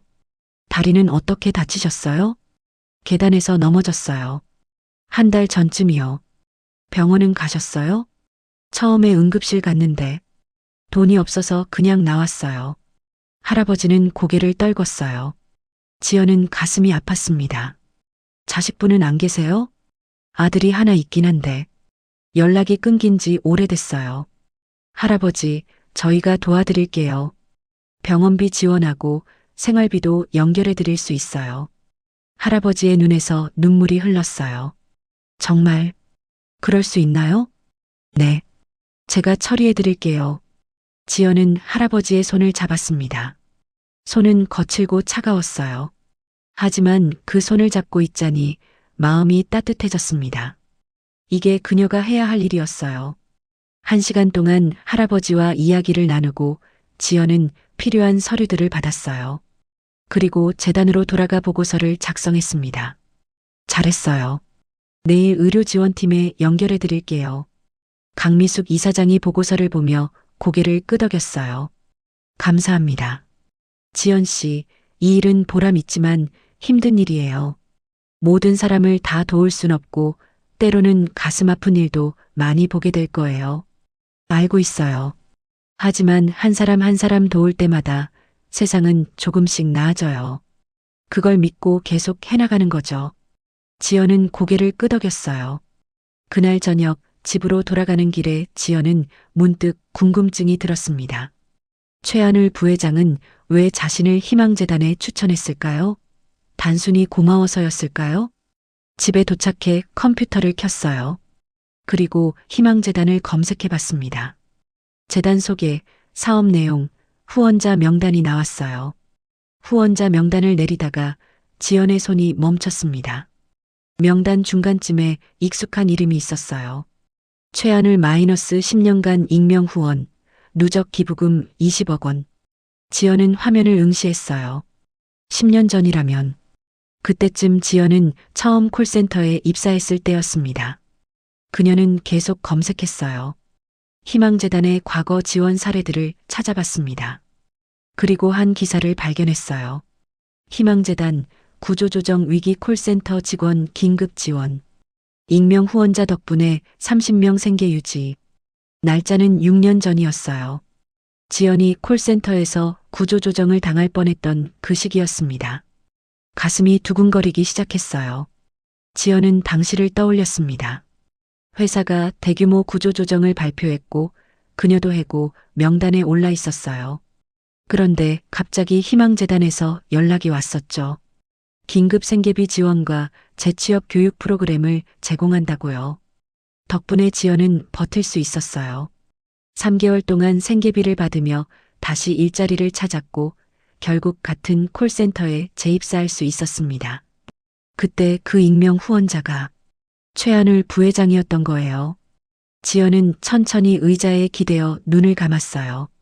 모든 게 연결되고 있었습니다. 부회장은 6년 전 그녀를 도왔고 이번엔 그녀가 부회장을 도왔던 거였어요. 그런데 부회장은 그 사실을 알고 있었을까요? 지연이 자신이 돕던 사람 중 한 명이었다는 걸요? 다음 날 아침 지연은 박정민 변호사에게 전화를 걸었습니다. 변호사님, 여쭤볼 게 있어요. 무엇이든 물어보세요. 최한울 부회장님이 희망재단에 10년 동안 후원하셨다는 걸 알았어요. 그런데 저도 6년 전에 그 재단 덕분에 도움을 받았거든요. 전화 너머로 잠시 침묵이 흘렀어요. 박 변호사가 천천히 입을 열었습니다. 알고 계셨군요. 부회장님도 아시나요? 네. 부회장님이 당신을 희망재단에 추천하면서 말씀하셨어요. 6년 전 위기에 처한 당신을 도왔던 기억이 난다고요. 지연의 눈에서 눈물이 흘러내렸어요. 그러니까 부회장님은 6년 전부터 절 알고 계셨던 거네요. 그렇죠. 당신이 부회장님을 구했을 때 부회장님은 그게 우연이 아니라고 생각하셨대요. 자신이 도왔던 사람이 돌아와 자신을 구해줬다고요. 지연은 더 이상 말을 잇지 못했어요. 박 변호사가 부드럽게 말했습니다. 최지연 씨, 이게 바로 선한 영향력이에요.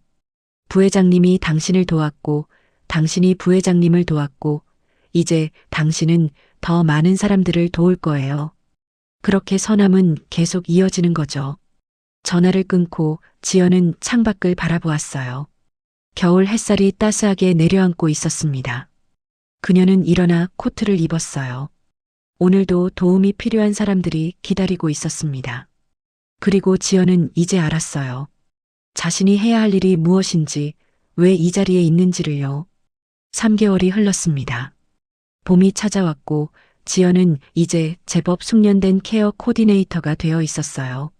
한 달에 15건 정도의 사례를 담당했고 대부분 좋은 결과로 이어졌습니다. 하지만 여전히 가슴 아픈 순간들도 많았어요. 지연 씨, 오늘 오후에 특별한 미팅이 있어요. 강미숙 이사장이 그녀의 책상으로 다가왔어요. 무슨 미팅이요? 최한울 부회장님이 오세요. 재단의 새로운 기부 프로그램을 제안하신대요. 지연의 가슴이 두근거렸습니다. 부회장을 마지막으로 본 지 석 달이 지났어요. 그동안 이메일로 몇 번 안부를 주고받았지만 직접 만난 건 검찰청 이후 처음이었습니다. 오후 2시 최한울 부회장이 재단 사무실에 도착했어요. 그는 이전보다 훨씬 건강해 보였습니다. 얼굴에 혈색이 돌았고 걸음걸이도 안정적이었어요. 그를 보는 순간 지연은 안도의 한숨을 내쉬었습니다. 최지연 코디네이터. 부회장이 먼저 손을 내밀었어요.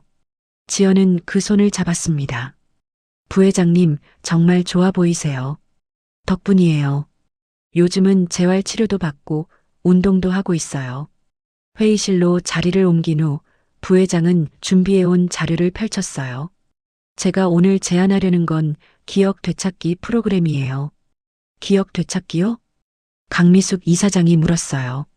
부회장은 고개를 끄덕였습니다. 저처럼 치매나 기억 상실을 겪는 노인분들이 많아요. 그분들은 자신이 누구인지, 어떻게 살아왔는지 잊어버리죠. 그건 단순히 기억을 잃는 게 아니라 정체성을 잃는 거예요. 부회장의 목소리는 진지했어요. 지연은 그를 바라보았습니다. 이 프로그램은 그런 분들에게 자신의 이야기를 되찾아주는 거예요. 가족을 찾아주고 과거 사진과 물건을 모아주고 그들의 삶을 기록으로 남겨주는 거죠. 좋은 아이디어네요. 이사장이 말했어요. 부회장은 계속 설명했습니다. 저는 최지연 씨가 이 프로그램을 이끌었으면 해요. 제 기억을 되찾아준 건 그녀였으니까요. 모두의 시선이 지연에게 향했어요. 지연은 당황스러웠지만 부회장의 진심 어린 눈빛을 보며 고개를 끄덕였습니다. 최선을 다하겠습니다. 고마워요. 회의가 끝나고 부회장과 지연은 잠시 단둘이 이야기를 나눴어요. 복도 벤치에 나란히 앉았습니다. 부회장님, 궁금한 게 있어요. 뭐든 물어보세요. 6년 전에 저를 도와주셨던 거, 그때 저를 아셨던 건가요? 부회장은 잠시 생각하더니 고개를 저었어요. 아니요. 그때는 몰랐어요. 그냥 희망재단을 통해 도움이 필요한 많은 사람들 중 한 명이었죠. 그럼 언제 아셨어요? 당신이 저를 구해줬을 때요. 나중에 변호사를 통해 당신 이름을 듣고 재단 기록을 확인해 봤어요. 그때 알았죠. 부회장은 미소 지었어요.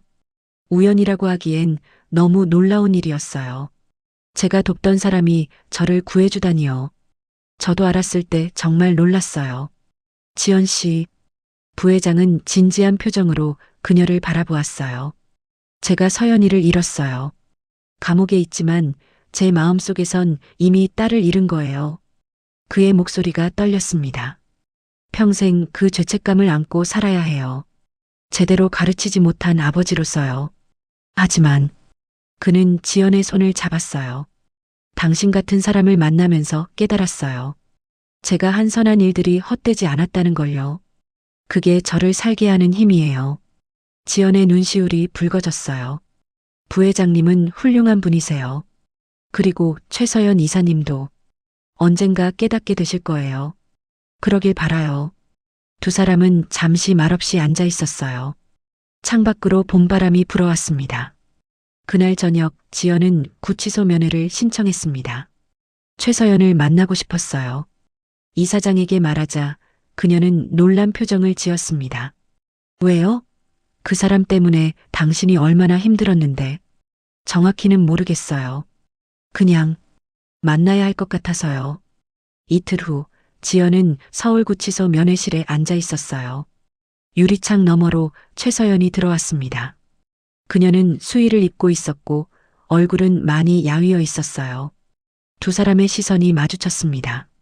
최서연은 놀란 표정으로 전화기를 들었어요. 지연도 전화기를 들었습니다. 왜 왔어요? 최서연의 목소리는 차갑고 날카로웠어요. 지연은 침착하게 대답했습니다. 부회장님을 뵀어요. 건강하세요.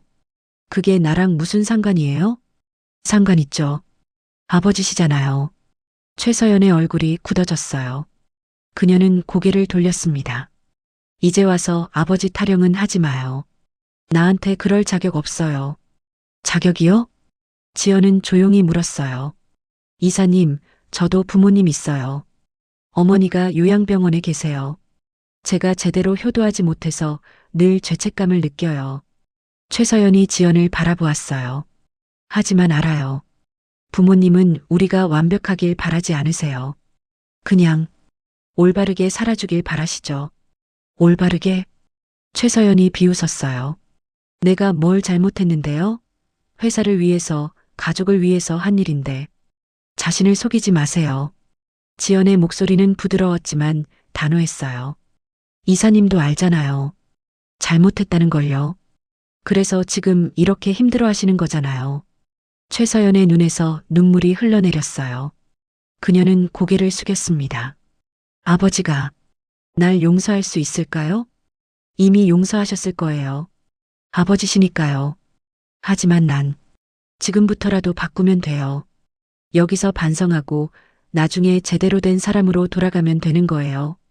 최서연은 고개를 들어 지연을 바라보았어요. 눈물로 범벅이 된 얼굴이었습니다. 당신은 왜 이러는 거예요? 나한테 잘해줄 이유가 없잖아요. 사람이니까요.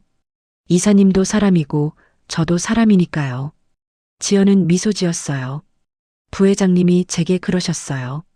선한 일은 계속 이어진다고요. 그래서 저도 이어가는 거예요. 면회 시간이 끝나갈 무렵 최서연이 작게 말했어요. 고마워요. 그리고 미안해요. 괜찮아요. 건강하세요. 구치소를 나오며 지연은 하늘을 올려다보았어요.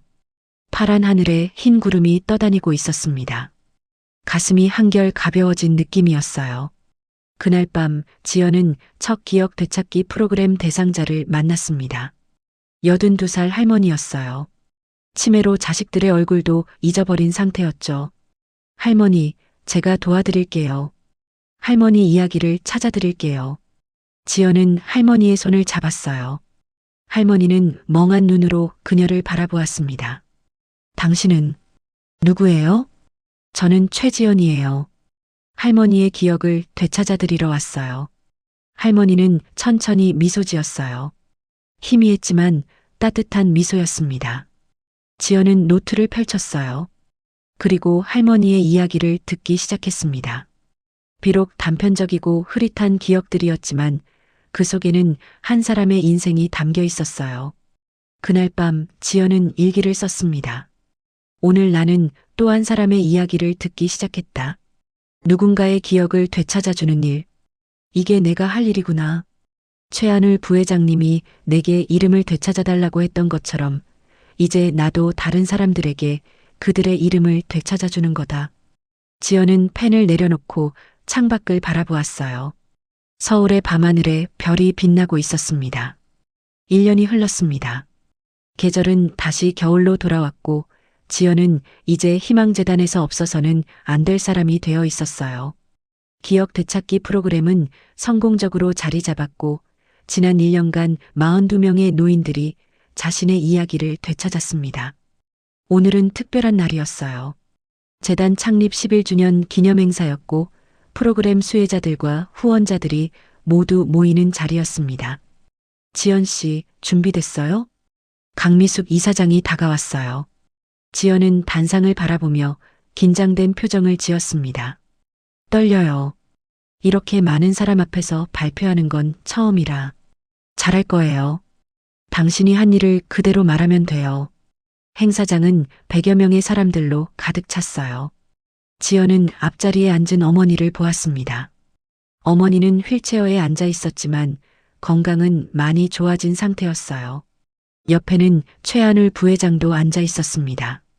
다음은 케어 코디네이터 최지연 씨의 발표가 있겠습니다. 1년간의 기억 되찾기 프로그램 성과를 공유해 주실 거예요. 사회자의 소개에 박수가 터졌어요. 지연은 천천히 단상으로 올라갔습니다. 마이크 앞에 서자 심장이 빠르게 뛰었어요.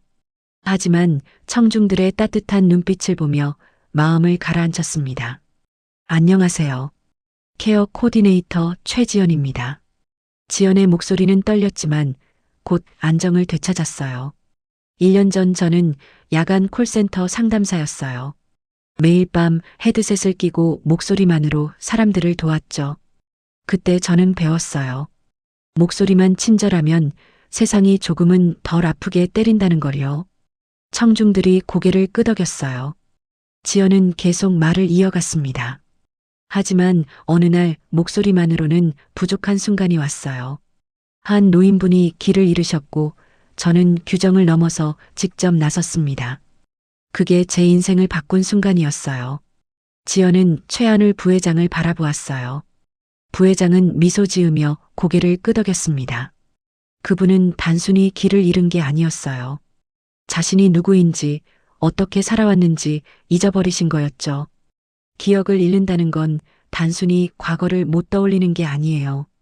자신의 이름을, 정체성을, 존재의 이유를 잃는 거예요. 청중석이 조용해졌어요. 모두가 집중하고 있었습니다. 1년 동안 42분을 만났어요.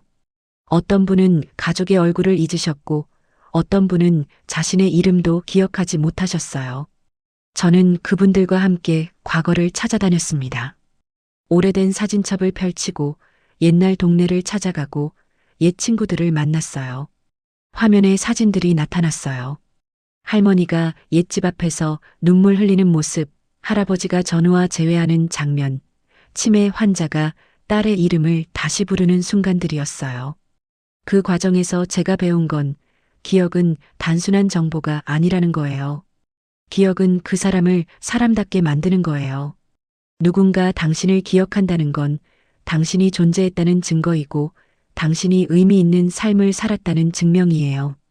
지연의 목소리가 떨렸어요. 눈물이 맺혔지만 그녀는 참았습니다. 저도 기억 때문에 여기 서 있어요. 6년 전 누군가 저를 기억하고 도와주셨어요. 그 선함을 제가 기억했고 이번엔 제가 누군가를 도왔어요. 그리고 그분도 그 선함을 기억하셨죠. 청중석에서 작은 탄성이 흘러나왔어요. 지연은 최한울 부회장을 바라보며 미소 지었습니다. 기억은 이어집니다. 선한 기억은 더 많은 선함을 만들어요. 그래서 저는 이 일을 계속할 거예요. 더 많은 분들이 자신의 이름을, 자신의 이야기를 되찾을 수 있도록요. 박수가 터져 나왔어요. 지연은 깊게 인사하고 단상에서 내려왔습니다. 어머니가 손을 내밀었고 지연은 어머니의 손을 잡았어요. 잘했어. 정말 잘했어. 고마워요, 어머니. 행사가 끝나고 최한울 부회장이 지연에게 다가왔어요. 훌륭한 발표였어요. 감사합니다. 지연 씨, 제가 오늘 특별한 소식이 있어요. 부회장은 봉투 하나를 꺼냈어요. 이건 서연이가 보낸 편지예요.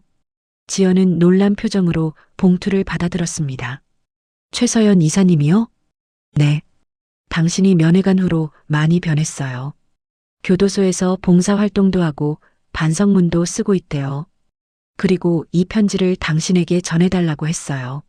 지연은 조심스럽게 봉투를 열었어요. 편지가 들어 있었습니다. 최지연 씨께 그날 면회 온 당신이 한 말을 매일 생각해요. 사람이니까 지금부터라도 바꾸면 된다고. 처음엔 믿을 수 없었어요. 하지만 여기서 시간을 보내며 깨달았어요. 당신 말이 맞았다는 걸요. 저는 많은 걸 잃었지만 아직 되찾을 수 있는 게 있어요. 저 자신을요. 고마워요. 그리고 미안해요. 언젠가 밖에서 다시 만나면 제대로 된 사람으로 인사하고 싶어요. 마이너스 최서연. 지연은 편지를 접으며 눈물을 닦았어요. 부회장도 눈시울을 붉혔습니다. 제 딸을 포기하지 않아줘서 고마워요. 누구도 포기할 수 없죠. 모두 다시 시작할 기회가 있으니까요. 두 사람은 잠시 말없이 서 있었어요. 창밖으로 눈이 내리기 시작했습니다. 부회장님, 앞으로 뭐 하실 거예요? 재단 일을 더 적극적으로 도울 생각이에요. 그리고 부회장은 잠시 망설이다가 말했어요. 회고록을 쓰려고 해요. 제가 걸어온 길, 잃었던 기억, 그리고 되찾은 것들에 대해서요. 당신 이야기도 들어갈 거예요. 제 이야기요? 네. 당신은 제게 이름을 되찾아준 사람이에요. 그 이야기는 꼭 남겨야죠. 그날 저녁 지연은 재단 사무실에 홀로 남아 있었어요. 창밖으로 눈이 소복이 쌓이고 있었습니다. 그녀는 책상 서랍을 열어 낡은 헤드셋을 꺼냈어요. 콜센터에서 쓰던 것이었습니다.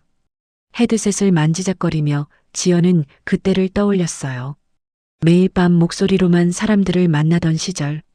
지치고 힘들었지만 그게 있었기에 지금의 자신이 있었죠. 규정은 지키되 사람은 놓치지 마. 지연은 작게 중얼거렸어요. 이제 그녀가 후배들에게 전하고 싶은 말이었습니다. 문이 열리며 신입 코디네이터가 들어왔어요. 28살의 젊은 여성이었습니다. 선배님, 아직 안 가셨어요?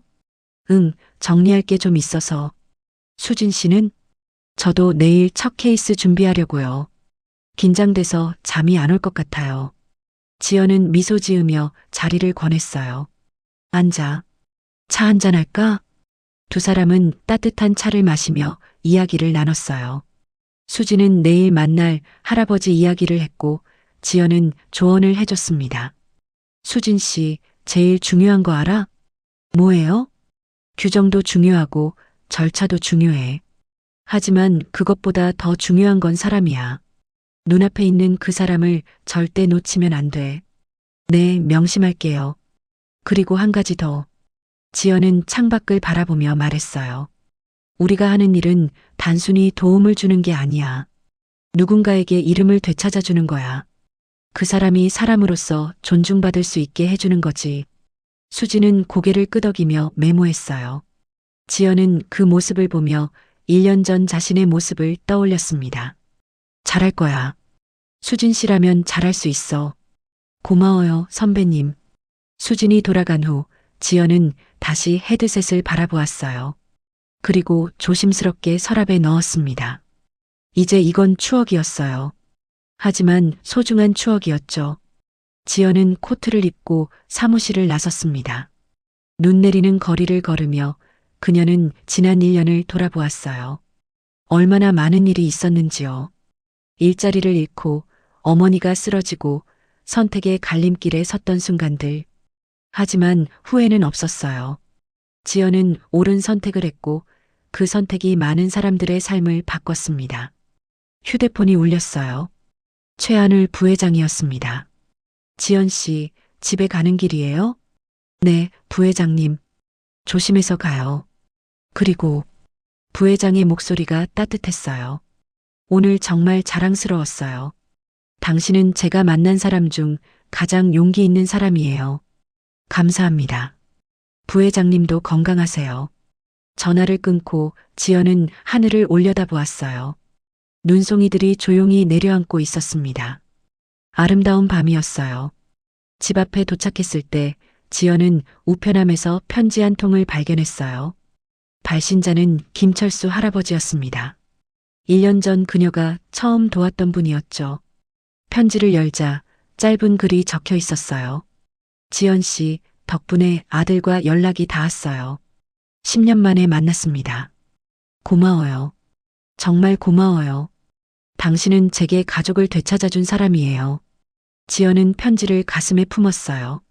눈물이 흘렀지만 행복한 눈물이었습니다. 그녀는 하늘을 향해 작게 말했어요. 저도 감사해요. 이 길을 걷게 해주셔서. 눈은 계속 내렸고 지연은 천천히 집으로 들어갔습니다. 내일은 또 새로운 하루가 시작될 거였어요. 도움이 필요한 사람들이 기다리고 있었고 지연은 그들의 목소리를 듣고 이름을 되찾아줄 준비가 되어 있었습니다. 목소리로 버티던 밤들, 선택의 순간들, 두려움과 용기가 교차했던 시간들. 그 모든 게 지연을 지금의 자리로 이끌었어요. 그리고 이제 그녀는 알았습니다. 진짜 목소리란 단순히 소리가 아니라 누군가를 위해 서는 용기라는 것을요. 최지연의 목소리는 이제 더 많은 사람들에게 닿을 것이었습니다.